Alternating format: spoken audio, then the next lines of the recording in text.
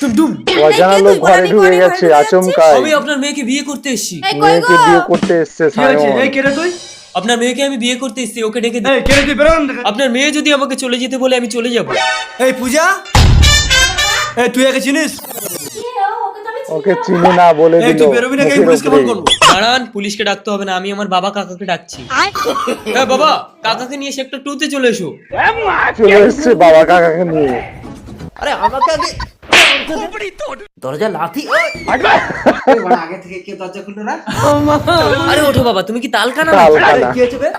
না, আপনার ছেলেকে বলছি আমার মেয়েকে বিয়ে করার জন্য, তো আপনার ছেলে রাজি হচ্ছে না বলে আপনাদেরকে ডাকলাম। সঙ্গে সঙ্গে তুমি কি পরিবর্তন ওরা হয়ে গেল বুঝছো বলো, বাবা। তুই একা মোর কাছে যাবে না?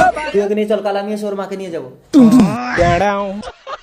এই নিন ম্যাডাম। তোমরা টাকা দিয়ে বাচ্চা কিনতে এসছো, টাকা দিয়ে বাচ্চা কিনছে। না ম্যাডাম, আমার 7 বছরের একটা মেয়ে ছিল, মেলায় গিয়ে হারিয়ে গেছে। এই পম্পা মেলায় গিয়ে বাচ্চাটা হারিয়ে নিয়ে আয় গেছে তো। বাচ্চাটা। এই তো ম্যাডাম। মা, কে তোর মা? তিন্নি, এই তো আমার মেয়ে। আমার মেয়েকে আপনি কোথায় পেয়েছেন? এইটা তোমাদের মেয়ে? এই পম্পা ওর মাকে ডাকতো। দীপা ম্যাডাম ডাকছেন। হ্যাঁ দিদি। ওদিকে। মইনা, দীপা তুমি? মইনা তুমি কি পাগল হয়ে গেছো? আমি তোমার দীপা। ওরা সবাই চক্রান্ত করে আমার মেয়েকে কিডন্যাপ করিয়েছে। তোকে আমার মতো দেখতে বলে তিন্নিকে আর আমাকে কিডন্যাপ করিয়ে আমার স্বামীর সাথে তুই সংসার করছিস। আচ্ছা তুই যদি তিন্নির আসল মা হোস, তাহলে আমাদের কাছে তিন্নিকে বিক্রি করছিস কেন? কারণ আমি চাই অন্তত মেয়েটা মইনাকের কাছে ফিরে যায়। ও আমি তো আচ্ছা পাগল হয়ে যাবো। আচ্ছা ম্যাডাম, এতক্ষণে আপনি বলুন বুঝতে তো এই পারলাম। দুজনের মধ্যে কি আসল দীপা? তুমি এক কাজ করো, তুমি আমাকে জড়িয়ে ধরো। যে আসল বউ হবে সে চুপচাপ দাঁড়িয়ে থাকবে, যে নকল বউ হবে সে চলে যাবে। ঠিক বলেছেন আপনি। চুপ করে দাঁড়িয়ে থাকি, না হলে নকল বউ হয়ে যাবে। অন্তত নিজের চোখে আমি এসব দেখতে পারবো না, চলে যাই। তার মানে তুমি আমার আসল দীপা? ভুল। প্রকৃত স্ত্রী কখনো নিজের স্বামী অন্য মেয়েকে জড়িয়ে ধরলে দাঁড়িয়ে দেখবে না। তার মানে আমি বলছি, বাবা, দীপা শিখা আমার যমজ দুই মেয়ে। ওরা ছোটবেলা থেকে একটা জিনিস নিয়ে দুজনে যমজ মারামারি করতে মেয়ে। বলে ওদেরকে আলাদা আলাদা রেখেছি। ওরা বড় হয়েছে, একটা স্বামী নিয়ে দুজন টানাটানি করবে আমি জানতাম না। আপনার নামে কমপ্লেন আছে, আপনি শিশু পাচার করেন। আমি না স্যার, শিখা ওই মেয়েটাকে এখানে দিয়ে গেছিল। এই চলে এসো।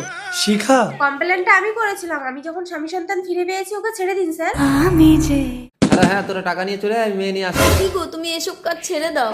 মেয়ে লোক এই সব কাজ ছাড়বে না অরবিন্দদা। ঠিক আছে, এই চল। ব্রেকআপ। কেন? তোমার বাবাকে আগে ভালো কাজ করতে বলো, তারপর। কেন? আমার ব্রেকআপ করে নিল গার্লফ্রেন্ডের সঙ্গে সায়ন। এই নাও মেয়ে, দাও টাকা দাও। এই লিন স্যার, পুরো 5 লাখ আছে। ওকে, থ্যাংক ইউ, থ্যাংক ইউ। বাবা, তুমি এসব কাজ কেন করছো? সে কৈফিয়ত আমি তোকে দেবো না, টিয়া। বাবা, দেখলে তো? দাঁড়াও শুভ, আমি বাবার ব্যবস্থা। বাবার ব্যবস্থা মেয়ে করবে। হ্যাঁ বল টিয়া।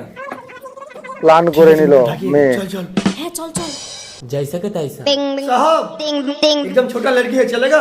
আরে ছোটা চলবে লড়কি। মানে মেয়েকে না বেচাই তো আমার কারবার। দেখি দেখি মুখটা দেখি। আচ্ছা লজ্জা পাচ্ছে। লিজিয়ে পুরো 5 লাখ। Okay sir. रुको जरा। আরে লজ্জা পাচ্ছ কেন? যে কোনো মেয়েকে আগে আমার ঘরে রাত কাটাতে হয়, তারপর আমি তাকে বিদেশে পাচার করে দেই। চল ঘরে চল। এই মামা, তুই ও ঘরে যা, আমি ও ঘরে অন্য মেয়ে নিয়ে রাত কাটাবো। অন্য মেয়ে নিয়ে রাত কাটাবে ঘরে।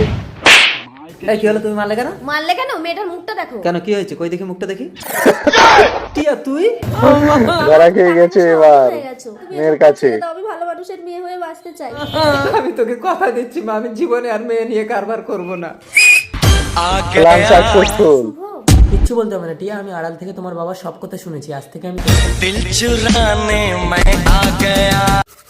এই নাও জল। কি হলো, খেয়ে নিলে থুতুটা ফেললে না? মিষ্টি লাগে বলে মিষ্টি লাগে তাই থুতুও ফেলে না। মিষ্টি কিনে খেতে পারো না গিফটে? এত টাকা দিয়ে টুথপেস্ট কিনে আবার মিষ্টি কিনে খাবো কেন? তুমিও ফেলবে না, খেয়ে নেবে, তাহলে এক কাজে দু কাজ। কাজে দুই কাজ হয়ে যাবে। আরে মারছো কেন? মশা। এরকম সবসময় এক কাজে দু কাজ করবে, তাহলে মশাও মরবে আর তোমার রাগটাও মিটবে। এই পুজো দেবো, যাও দোকান থেকে ধূপ কিনে আনো। যাচ্ছি। দক্ষিণকে পাঠিয়ে দিল। সময় এক কাজে দু কাজ। এই নাও আল্লাহ দি, ধূপ এনেছি।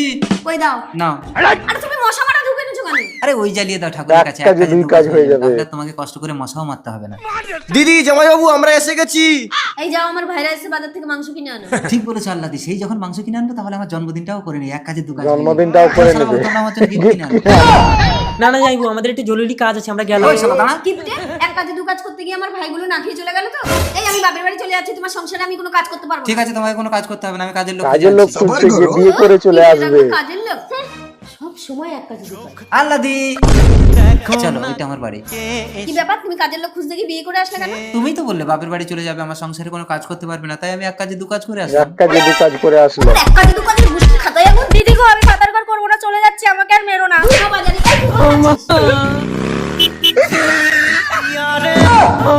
আর করবো নি। আর করবে না। জামাই মেয়েটাকে দেখতে এসেছিলাম একেবারে নিয়ে চলে যাচ্ছি। এক কাজে দু কাজ করে নিয়ে চলে গেল। শ্বশুর মশাই দেখতে এসে আপনি নিয়ে চলে যাচ্ছেন কেন? এক কাজে দু কাজ। ঠিক আছে আর এক কাজে দু কাজ করবো না, হাঁকতে গিয়ে এই দেখো তোমার দাদার ঘর মুছতে গিয়ে এই টাকাগুলো পেয়েছি। চুপ চুপ চেপে যাও। দাদা চলে এসছে। হ্যাঁ, টাকার বান্ডেলটা কোথায় গেল? এই দুর্গা, কি হয়েছে? এই এখানে একটা টাকার বান্ডেল রেখেছিলাম, তুমি নিয়েছো?